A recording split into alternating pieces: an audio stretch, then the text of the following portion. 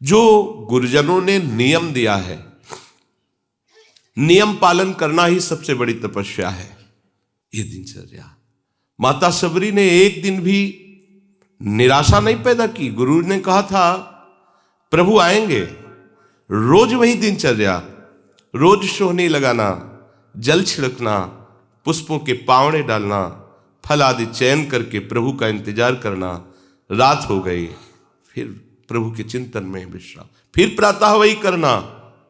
कितने वर्षों तक कभी नियमावली में त्रुटि नहीं पड़ी। तो जो गुरु प्रदत्त नियम है, सबरी मां को विश्वास था गुरुदेव के वचन झूठे नहीं होते। उन्होंने कहा है कि प्रभु आएंगे तो आएंगे प्रभु। वर्ष, 2 वर्ष, 4 वर्ष, 10 वर्ष नहीं, बहुत लंबे समय तक उनको अविश्वास नहीं हुआ। गुरुदेव ने कहा है प्रभु आएंगे। गुरुदेव ने जो हमें नियम दिया है, या हमने गुरुदेव के लिए जो नियम धारण किया है, वो ऐसे फिसड्डी नियम नहीं होने चाहिए। वर्षा हुई तो हम गायब, सर्दी हुई तो गायब, अनुकूल समय है तो हम आकर के हाजिरी बजा रहे। नहीं, हमारी यही साधना है, जो नियम है उसमें हम, यदि हमारे में चैतन्यता है, चलने की सामर्थ्य है, तो हम उपस्थित होंगे निश्चित। जब हम चल ही नहीं सकते तो बात अलग की। तो नियम से ही प्रेम पैदा होता है। भजन में जब तक नियम नहीं होता तब तक भजन में आसक्ति नहीं होती। लोग प्रश्न करते रहते हैं कि हमारे भजन में मन नहीं लगता। आप नियम से भजन करें, दिनचर्या आपकी टाइम से होनी चाहिए। जिस टाइम जो दिनचर्या उसी में आप देखो, उसमें आसक्ति हो जाएगी। और आसक्ति हो जाना ही भागवतिक दिनचर्या में भाव का प्रादुर्भाव करना है। भाव जागृत हो जाते हैं, विक्षेप आदि विघ्न स्वतः नष्ट हो जाते हैं। उपासक जब नियम से ऐसे चलता है और भगवत लीला गुणगान या कीर्तन करता है, तो उसके अंदर ये भाव प्रकट होने लगते हैं।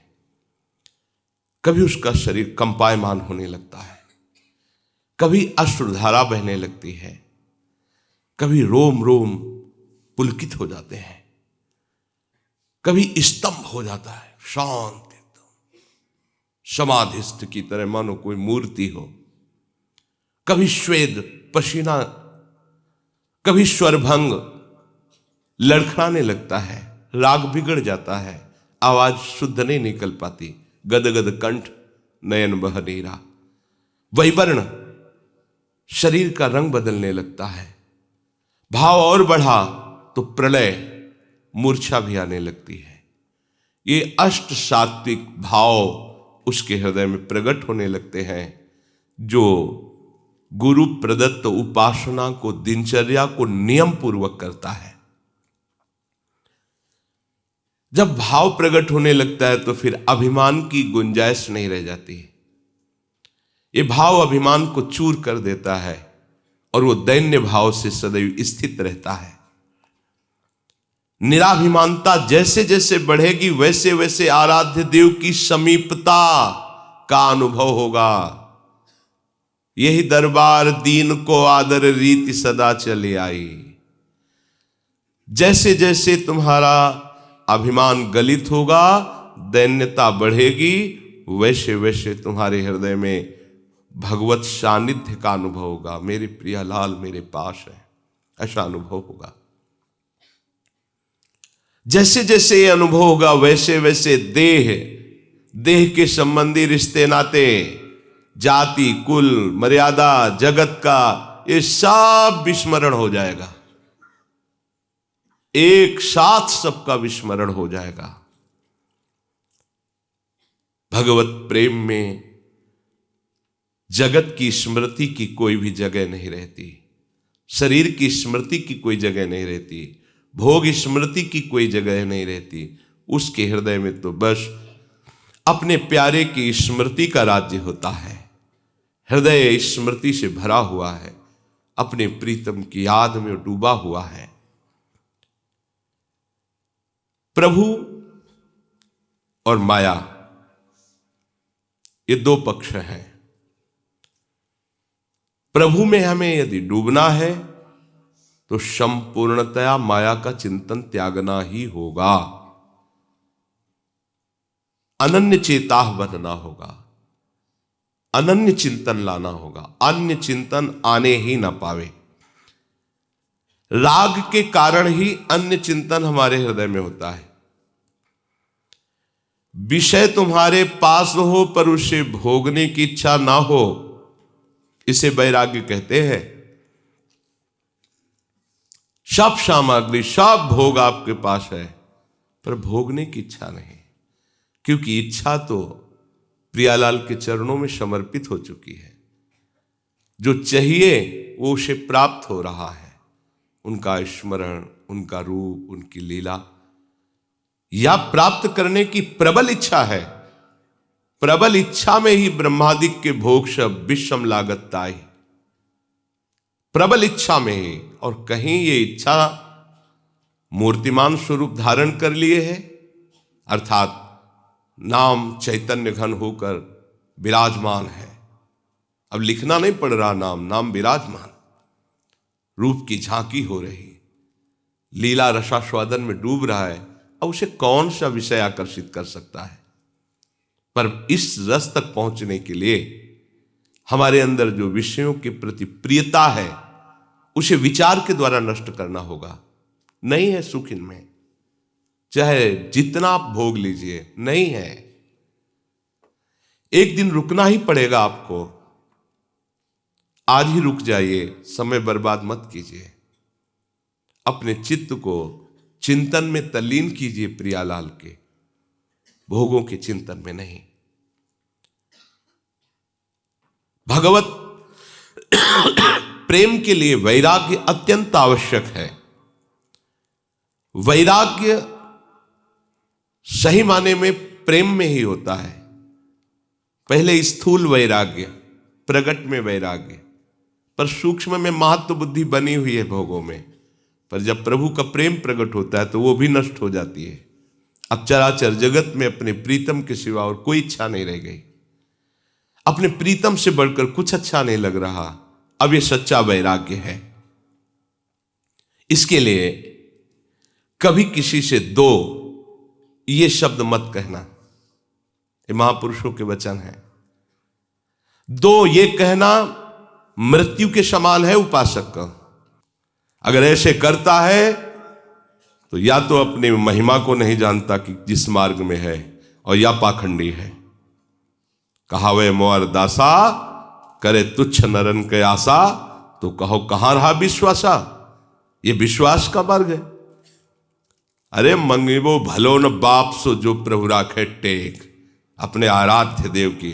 अरे आराध्य देव से भी ठसक में रहे। जैसे बच्चा कहता मुझे दूध नहीं पीना, तो ये मां की पीड़ा है।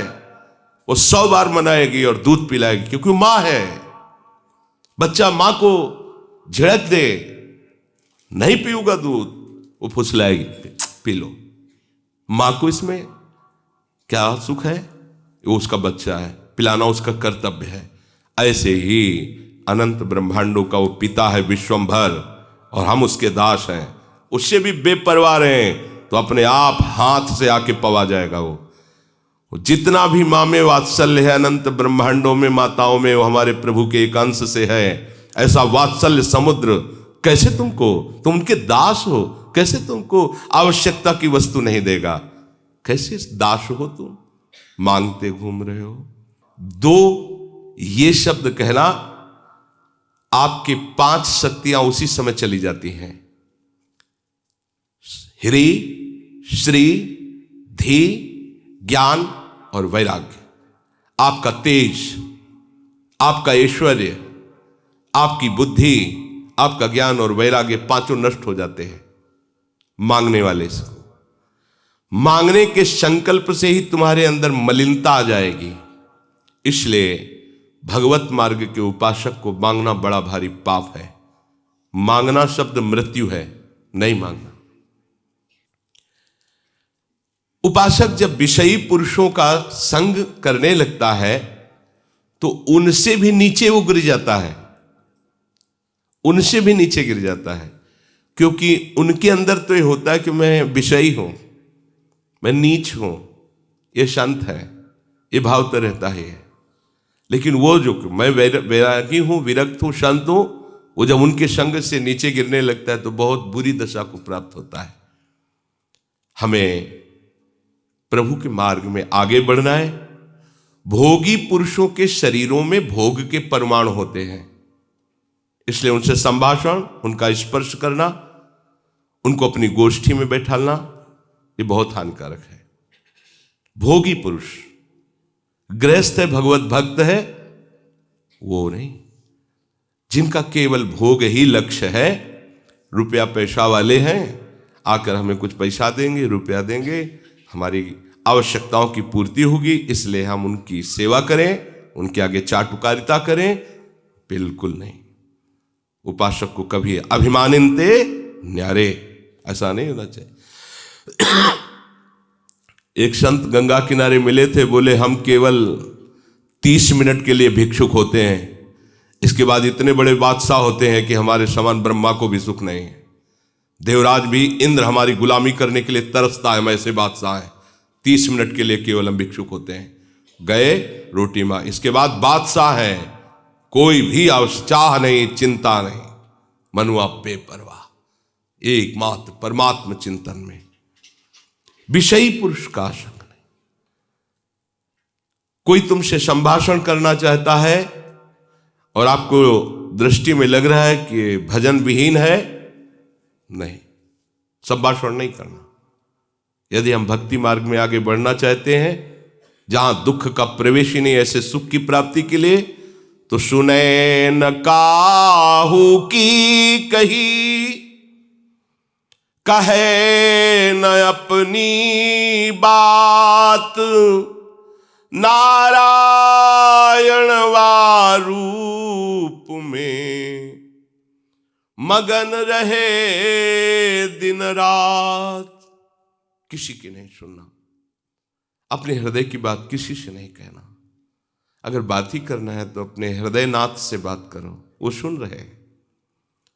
बस उन्हीं के नाम, उन्हीं के रूप में रात दिन उपासक डूबा रहे।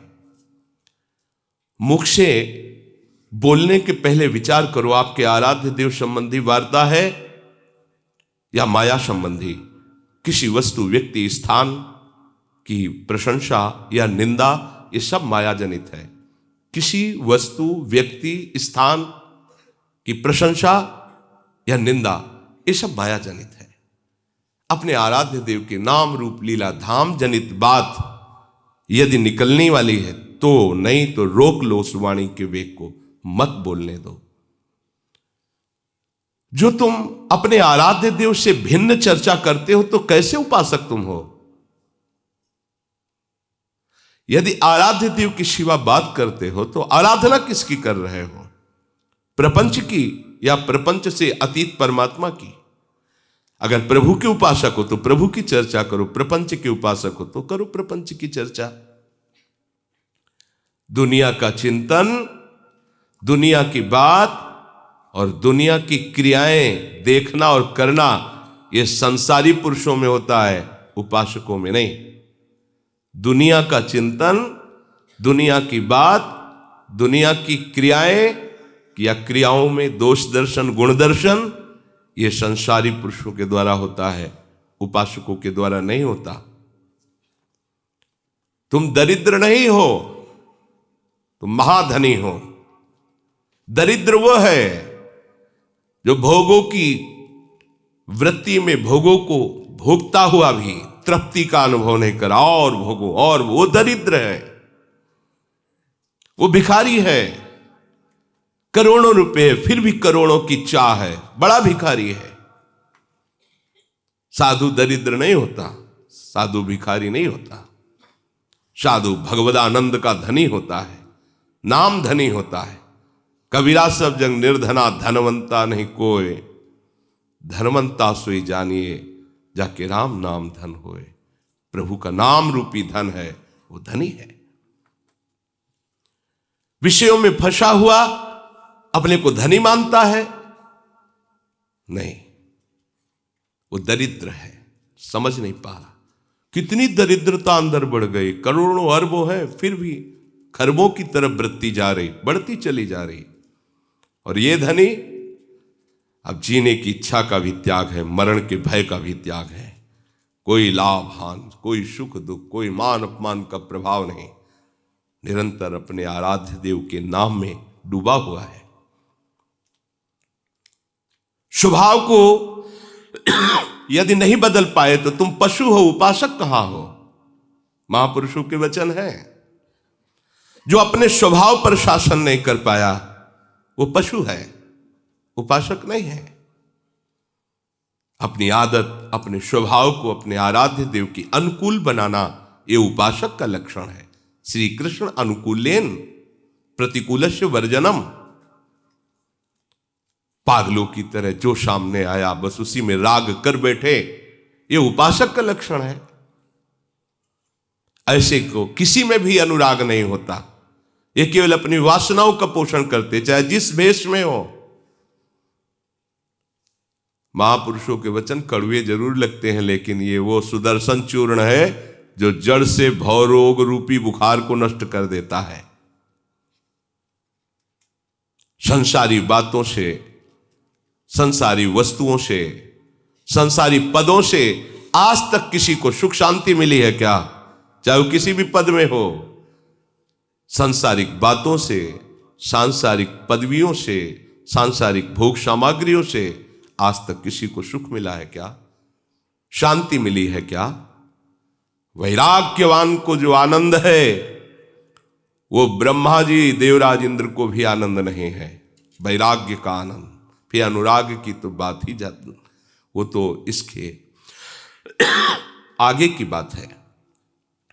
जन्म जन्मांतरों से हमारा विषयों में अनुराग रहा है, इसी अनुराग के चक्र को तोड़कर प्रभु से अनुराग करना, यही तो हमारी साधना है, यही हमारी साधुता है, यही हमारा भगवत मार्ग है। प्रभु में अनुराग हो जाना, संसार के राग का नाश हो जाना।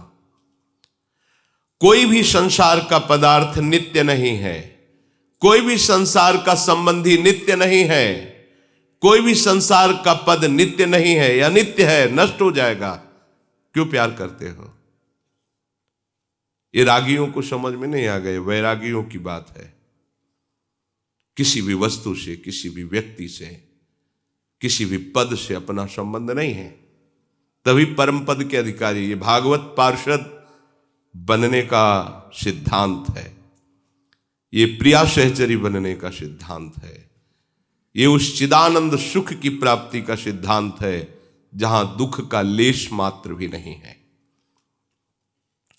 यदि प्रभु के नाम में तुम्हारा प्रेम नहीं हुआ, प्रभु के रूप में प्रेम नहीं हुआ, प्रभु के धाम में नहीं प्रेम हुआ, तो घर छोड़ दो, कपड़ा छोड़ दो, चाहे जहां घूमो, कुछ नहीं मिलने वाला।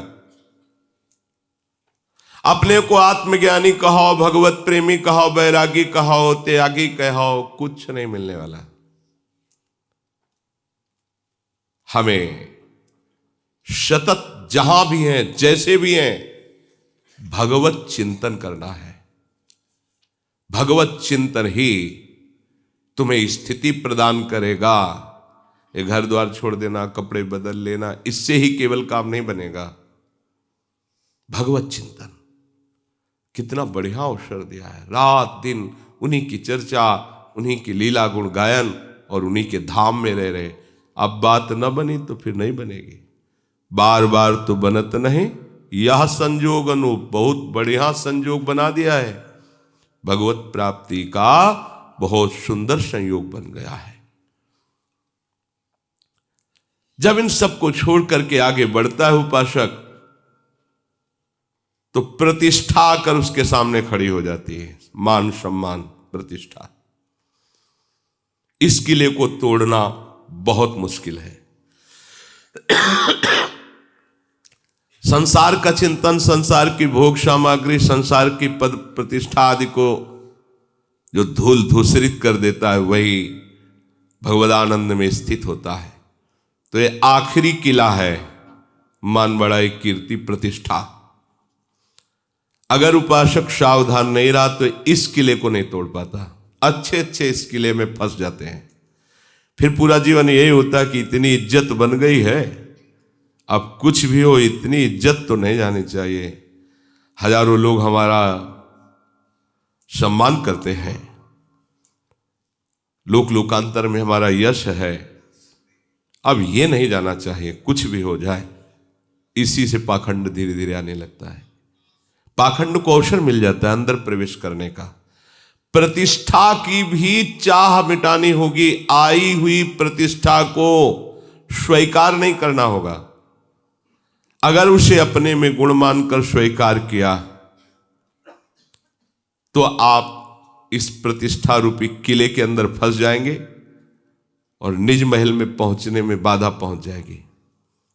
इसलिए जो बहुमान करे को मेरो, कि ये बहुमानत ना ही बड़ाई नहीं मानना। और है क्या तुम्हारे अंदर, किस बात की बड़ाई? अरे प्रियालाल कृपा करके धाम में वास दिए, प्रियालाल कृपा करके परमार्थ में चला रहे, प्रियालाल कृपा करके अपने नाम वाणी का चिंतन मनन करा रहे हैं। अगर कुछ बोल रहे हो तो उनकी कृपा से बोल रहे हो। तुम क्या हो? वो अभी चाहे तो जबान लड़खड़ा कर बंद हो जाए, जीवन में एक अक्षर ना बोल पावे। तुम्हारी सामर्थ्य है? कोई सामर्थ्य नहीं। एक रोम झड़ना है तो उसे तुम नहीं रोक सकते हो, फिर तुम कितने सामर्थ्यवान। ये प्रतिष्ठा उन्हीं की हो रही है, प्रभु की हो रही है। यदि आप अपना यश मान लिए, आप अपनी प्रतिष्ठा मान लिए, तो आप भगवदानंद से विमुख हो जाएंगे। उपासक अपने प्रीतम के सिवा और किसी को नहीं देखना चाहता। उसके चित्त की ऐसी दशा होती है, जाके ही में बस गई मोहन की मुस्कान, नारायण ताके ये और न लागत ज्ञान। अपने प्रीतम की जब मधुर झांकी होने लगती, फिर उसे और कोई उपदेश और कोई चाह और कोई मान प्रतिष्ठा ये छू ही नहीं सकती।